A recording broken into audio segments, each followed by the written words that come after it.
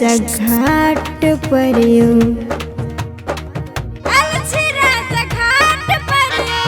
करके सबके by by by सुनुआ के पप्पा छठी माई के बोलू जय जय जय सुनुआ के पप्पा छठी माई के बोलू जय जय जय गोरी घाट पर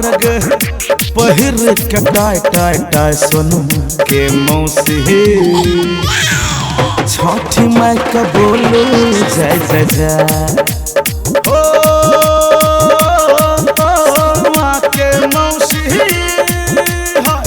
छठी माई के बोलू जय जय जय।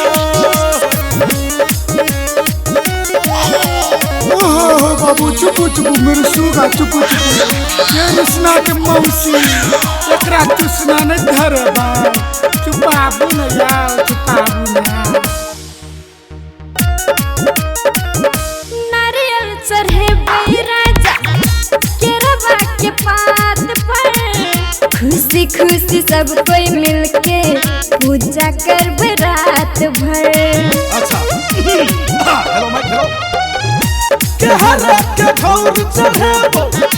के कहरी का डंडा हगे और चढ़ेबै सुथनी कागज के झंडा अलछ पोखरी घाट पर करके सबके बाय बाय बाय सुनुआ के पप्पा माई के बोलू जय जय जय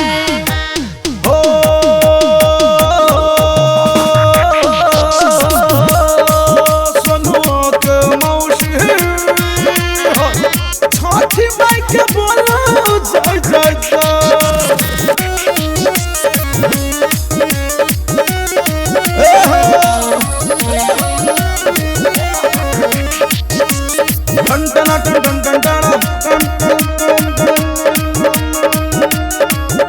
लहंगा पहिर के गदैया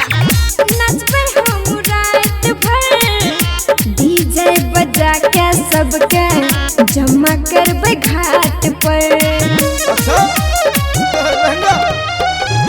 कुर्ता पहिर के गरानी हम होए बैठात पर डीजे बजाता नचबे साली संग रात भर लछि दैया घाट पर करके सबके बाय बाय बाय सुनुआ के पप्पा छठी माई के बोलू जय जय जय